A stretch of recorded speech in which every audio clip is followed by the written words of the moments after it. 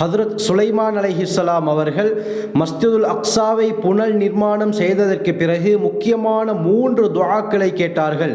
அந்த துஆக்களை அல்லாஹ் எப்படி கபூல் செய்தான், அது எந்தெந்த துஆக்கள் என்பதை பற்றி தான் இந்த பதிவிலே தெளிவாக பார்க்க இருக்கிறோம். வாங்க வீடியோக்குள்ளால போகலாம்.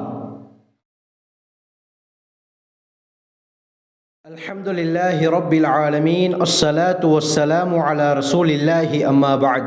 கண்ணியத்திற்குரிய இறைவனின் நல்லடியார்களே, அல்லாஹ்வின் சாந்தியும் சமாதானமும் என்றென்றும் உங்கள் மீது உண்டாவதாக. இந்த பதிவுல ஹதரத் சுலைமான் அலைஹிஸ்ஸலாம் அவர்கள் இந்த மஸ்ஜிதுல் அக்ஸாவை கட்டி முடித்ததற்கு பிறகு, புனர் நிர்மாணம் செய்ததற்கு பிறகு முக்கியமான 3 துஆக்களை கேட்டார்கள். அப்துல்லா பின் அம்ர் இப்னு ஆஸ் ரலியல்லாஹு அன்ஹு அவர்களுடைய ரிவாயத் முஸ்னத் அஹ்மத்ல வருது. ஸல்லல்லாஹு அலைஹி வஸல்லம் சொன்னார்கள், ஹதரத் சுலைமான் அலைஹிஸ்ஸலாம் மஸ்ஜிதுல் அக்ஸாவை எப்பொழுது கட்டி முடித்தார்களோ ஸஅலல்லாஹ ஸலாஸன் 3 விடயத்தை அல்லாஹ்விடத்திலே கேட்டார்கள். முதலாவது ஹுக்மன் யுசாதிஃபு ஹுக்மஹு, அல்லாஹ்வுடைய முடிவுக்கு நேர்படக்கூடிய ஒத்ததான முடிவு இவர்களுடைய முடிவாக இருக்க வேண்டும் என்று கேட்டார்கள். இவர்கள் ஏதாவது தீர்ப்பளிப்பதாக இருந்தால், மக்களுக்கு மத்தியிலே பிரச்சனைகள் ஏற்படும் பொழுது இவர்கள் தீர்ப்பளிப்பதாக இருந்தால் அந்த முடிவு அல்லாஹ்வுடைய முடிவாக இருக்க வேண்டும். அல்லாஹ்வுடைய முடிவு தான் ஹஜ்ரத் சுலைமான் அலைஹிஸ்ஸலாம் அவர்களுடைய நாவின் மூலமாக வெளியாக வேண்டும் என்ற ஒரு விடயத்தை அல்லாஹ்விடத்திலே கேட்டார்கள். அல்லாஹ் சுப்ஹானஹு வ தஆலா இந்த துஆவை கபூல் செய்தான். எத்தனையோ பிரச்சனைகள் வரும் பொழுது, யாருமே தீர்க்க முடியாத பிரச்சனையாக இருந்தாலும் ஹஜ்ரத் சுலைமான் அலைஹிஸ்ஸலாம் அவர்கள் அந்த பிரச்சனையை இலகுவான முறையிலே தீர்த்து விடுவார்கள். அவர்களுடைய முடிவு ஆச்சரியமானதாக இருக்கும். சுலைமான் அலைஹிஸ்ஸலாம் அவர்களுடைய முடிவை, தீர்ப்பை பார்ப்பதற்காகவே பல மக்கள் ஒன்று கூடுவார்கள் என்றால் அவர்களுடைய தீர்ப்பு எப்படியாப்பட்டது என்பதை நீங்கள் தெரிந்து கொள்ளுங்கள். அதற்கு என்ன காரணம்? சுலைமான் அலைஹிஸ்ஸலாம் அல்லாஹ்விடத்திலே துஆ கேட்டார்கள். அல்லாஹ் அந்த துஆவை கபூல் செய்தான். இரண்டாவது கேட்ட துஆ தான், யா அல்லாஹ் எனக்கு ஒரு ஆட்சியை தா, இந்த ஆட்சியை போல் இதற்கு பிறகு யாருக்கும் இருக்கக்கூடாது என்று ஹஜ்ரத் சுலைமான் அலைஹிஸ்ஸலாம் அவர்கள் அல்லாஹ்விடத்திலே துஆ கேட்டார்கள். இந்த துஆவை அல்லாஹ் சுப்ஹானஹு வ தஆலா குர்ஆனிலே தெளிவாக குறிப்பிடுகிறான். சூரா சாத் அத்தியாயம் 38 வசனம் 35 இதை பற்றி தெளிவாக பேசுகிறது. கால, ஹஜ்ரத் சுலைமான் அலைஹிஸ்ஸலாம் சொன்னார்கள், ரப்பிக்ஃபிர்லி, யா அல்லாஹ் என்னுடைய பாவத்தை மன்னித்து விடு, வஹப்லி முல்கன், எனக்கு ஒரு ஆட்சியை அன்பளிப்பாகத்தா, லா யம்பகி லி அஹதி மின் பஅதி, இதற்கு பிறகு யாருக்கும் இல்லாத அவசியமாகாத ஒரு ஆட்சியை எனக்கு தா யா அல்லாஹ் என்று ஹஜ்ரத் சுலைமான் அலைஹிஸ்ஸலாம் அவர்கள் துஆ கேட்டார்கள். அல்லாஹ் சுப்ஹானஹு வ தஆலா இந்த துஆவையும் கபூல் செய்தான். உலகத்திலே ஒரு ஸ்டேட்டை ஆட்சி செய்யக்கூடியவராக இருக்கலாம், ஒரு மாநிலத்துடைய கவர்னராக இருக்கலாம், அல்லது ஒரு நாட்டுடைய ஜனாதிபதியாக இருக்கலாம். எந்த அளவுக்கு பெருமையுடன் அவர் செல்வார், அவர் செல்வதற்கு முன்னால் அவருடைய வாகனத்துக்கு முன்னால் எத்தனை வாகனங்கள், அவருடைய வாகனத்துக்கு பின்னால் எத்தனை வாகனங்கள், எந்த அளவுக்கு பாதுகாப்புடன் அரச ஆரவாரத்துடன் கம்பீரமாக அவர் செல்வார். ஆனால் கண்ணியமானவர்களே, முழு உலகத்துடைய ஆட்சி கொடுக்கப்பட்டவர்கள் ஹஜ்ரத் சுலைமான் அலைஹிஸ்ஸலாம் அவர்கள். முழு உலகத்தையும் 4 பேர் ஆட்சி செய்தார்கள். அதிலே முஸ்லிம்கள் 2, காஃபிர்கள் 2. காஃபிர்களில் புக்த நசர், நும்ரூத் என்ற 2. முஸ்லிம்களில் துல்கர்னைன் அலைஹிஸ்ஸலாம், மாமன்னர் துல்கர்ன் அலைஹிஸ்ஸலாம் அவர்களும் ஹஜ்ரத் சுலைமான் அலைஹிஸ்ஸலாம் அவர்களும். இந்த 4 பேரிலே ஹஜ்ரத் சுலைமான் அலைஹிஸ்ஸலாம் அவர்களுக்கு கொடுக்கப்பட்ட ஆட்சி போல் யாருக்கும் கொடுக்கப்படவில்லை.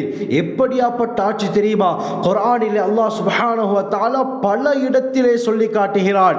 முழு உலகத்துடைய ஆட்சி, மனிதர்களையும் தாண்டி மிருகங்களுடைய ஆட்சி, பறவைகளுடைய ஆட்சி, எறும்புகளுடைய ஆட்சி, அது மட்டுமல்லாமல் ஜின்கள் உட்பட, ஷைத்தான்கள் உட்பட அனைவரும் ஹஜ்ரத் சுலைமான் அலைஹிஸ்ஸலாம் அவர்களுடைய காலடிக்கு கீழ்தான் இருந்தார்கள் என்றால் வேற என்ன வேண்டும் கண்ணியமானவர்களே? அல்லாஹ் சுப்ஹானஹு வ தஆலா சூரா நம்லிலே இதை பற்றி தெளிவாக குறிப்பிடுகிறான். உல்லிம்னா மன்திகத்தை, பறவையுடைய பாஷை எங்களுக்கு கற்றுக் கொடுக்கப்பட்டிருக்கிறது. மந்திக் என்று சொன்னால் கிராமருக்கு சொல்லப்படும்.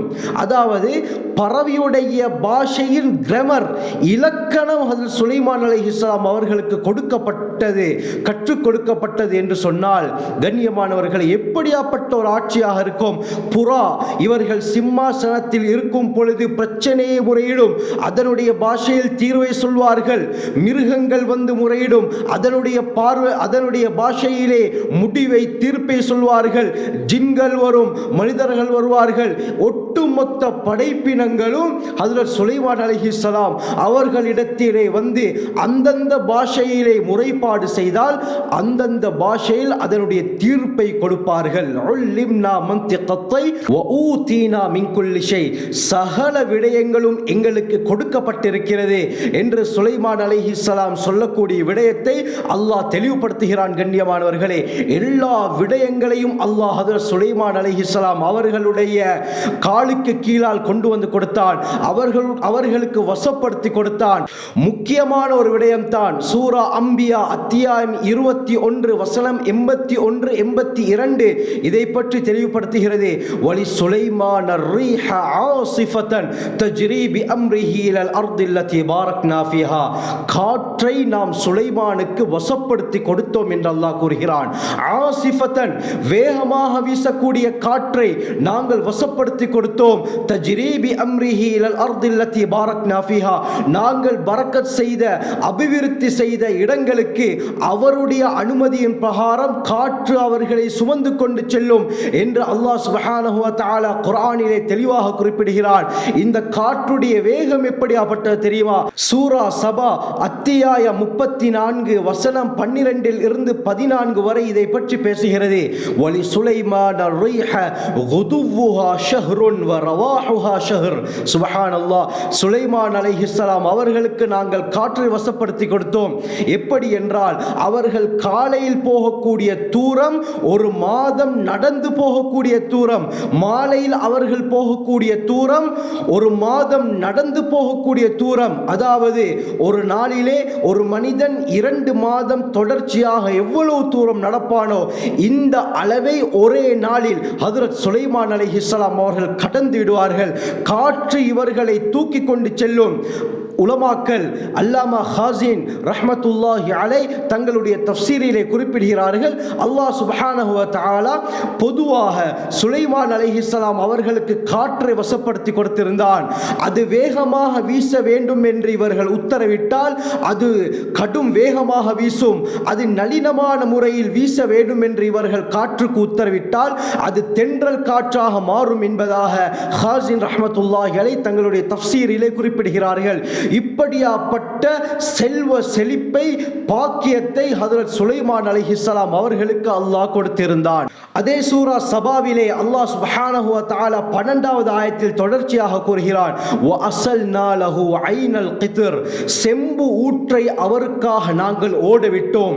அந்த செம்பை வைத்து பல பாத்திரங்களை ஜின்கள் செய்யும். யஅமலூன லஹு மா யஷா, அவர்கள் விரும்பும் அளவுக்கு ஜின்கள் ஹஜ்ரத் சுலைமான் அலைஹிஸ்ஸலாம் அவர்களுக்காக வேண்டி வேலை செய்யக்கூடியவைகளாக இருந்தன. வமின ஷயாத்தீன், சூரா அம்பியாவுல அல்லாஹ் தொடர்ச்சியாக கூறுகிறான், வமின ஷயாத்தீன் மை யகூஸூன லஹு, ஷைத்தான்களில் சிலர் ஹஜ்ரத் சுலைமான் அலைஹிஸ்ஸலாம் அவர்களுக்காக வேண்டி ஆழ் கடலுக்கு சென்று பெருமதியான முத்துக்களை எடுத்து கொண்டு வருவார்கள், முத்து குளிப்பார்கள். இந்த ஆயத்துக்கு கீழால தஃப்சீர்களில் எழுதப்படுகிறது, உலகத்திலே முதலாவதாக கடலில் இருந்து முத்துக்களை எடுத்தது ஹஜ்ரத் சுலைமான் அலைஹிஸ்ஸலாம் அவர்கள் தான். குர்ஆனிலே சூரா சாதிலே தெளிவாக சொல்லி காட்டுகிறான், எந்த பில்டிங் வேலையாக இருந்தாலும் ஷைத்தான்களுக்கு ஹஜ்ரத் சுலைமான் அலைஹிஸ்ஸலாம் உத்தரவிடுவார்கள், கண் சிமிட்டும் நேரத்திலே பெரும் கட்டிடத்தை உருவாக்கிவிடும். வகவாஸ், முத்து குளிப்பவர்களும் இந்த ஜின்கள் என்பதாக அல்லாஹ் குர்ஆனிலே தெளிவுபடுத்துகிறான். இப்படியாப்பட்ட மிகப்பெரிய ஒரு ஆட்சி கொடுக்கப்பட்டிருந்தது. இன்னொரு பதிவில் தெளிவாக சுலைமான் அலைஹிஸ்ஸலாத்துக்கு அல்லாஹ் எப்படியாப்பட்ட ஆட்சியை கொடுத்தான் என்பதை பற்றி பேசுகிறேன். இது இரண்டாவது துஆ. கேட்டார்கள், அல்லாஹ் இந்த துஆவையும் கபூல் செய்தான். மூன்றாவது அவர்கள் செய்த முக்கியமான துஆ தான் வஅல்லா யஅதிய ஹாதல் மஸ்ஜித் அஹதுன் லா யுரீது ஸலாத ஃபீ.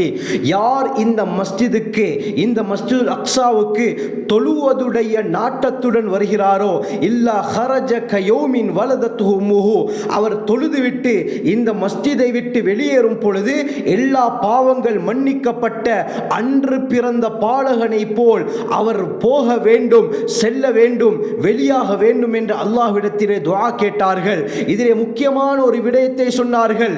என்ன? தொழுகையுடைய நியத்துடன் யார் வந்து இந்த மஸ்ஜிதிலே தொழுதுவிட்டு செல்கிறாரோ இவருக்குத்தான் இந்த கூலியை கொடுக்கும்படி ஹஜ்ரத் சுலைமான் அலைஹிஸ்ஸலாம் சொன்னார்கள். சும்மா பார்த்துவிட்டு செல்பவர்களுக்கு என்று ஹஜ்ரத் சுலைமான் அலைஹிஸ்ஸலாம் இந்த விடத்திலே சொல்லவில்லை. ஒரு நிபந்தனை போடுகிறார்கள். நிபந்தனையுடன் இந்த துஆவை கேட்டார்கள். லா யுரீது ஸலாத ஃபீஹி, தொழுகையுடைய எண்ணத்துடன் வந்தால்தான். கண்ணியமானவர்களே, ஹஜ்ரத் ஸல்லல்லாஹு அலைஹி வஸல்லம் இந்த சுலைமான் அலைஹிஸ்ஸலாம் அவர்கள் கேட்ட 3 துஆக்களை சொல்லிவிட்டு சொன்னார்கள், அல்லாஹ் சுப்ஹானஹு வ தஆலா முதல் 2 துஆக்களையும் அங்கீகரித்து விட்டான். வ அர்ஜு, மேலும் இந்த 3வது துஆவும் கபூலாக்கப்பட வேண்டும் என்று நான் ஆதரவு வைக்கிறேன் என்று ஸல்லல்லாஹு அலைஹி வஸல்லம் சொன்னார்கள். அப்படி என்றால் நிச்சயமாக இந்த 3வது துஆவையும் அல்லாஹ் கபூல் செய்து விட்டான் என்பது தான் அர்த்தம். கண்ணியமானவர்களே, அதனால தான் ஸல்லல்லாஹு அலைஹி வஸல்லம் இவ்வாறு சொன்னார்கள். ஆக மஸ்ஜிதுல் அக்ஸாவுக்கு சென்று 2 ரக்காத் தொழுவதின் மூலமாக சகல பாவங்கள் மன்னிக்கப்பட்டு அன்று பிறந்த பாலகனை போல் வெளியாகிறார் என்று ஹஜ்ரத் ஸல்லல்லாஹு அலைஹி வஸல்லம் சுலைமான் அலைஹிஸ்ஸலாம் அவர்கள் செய்த துஆவை சொல்லி காட்டினார்கள். அல்லாஹ் சுப்ஹானஹு வ தஆலா எங்களையும் அந்த மஸ்ஜிதுல் அக்ஸாவுடைய பள்ளிக்கு சென்று தொழக்கூடிய பாக்கியத்தை அல்லாஹ் நசீபாக்க வேண்டும். மரணத்துக்கு முன்னால் அந்த கண்ணியமான மஸ்ஜிதுல் அக்ஸாவுக்கு சென்று 2 ரக்காத் தொழக்கூடிய கூட்டத்திலே அல்லாஹ் எம்மையும் எம்முடைய குடும்பத்தாரையும் நம்முடைய சந்ததியினரையும் ஆக்கியருள்வானாக. ஜஸாக்குமுல்லாஹு கைர். வாஹிரு தஅவானா அல்ஹம்துலில்லாஹி ரப்பில் ஆலமீன்.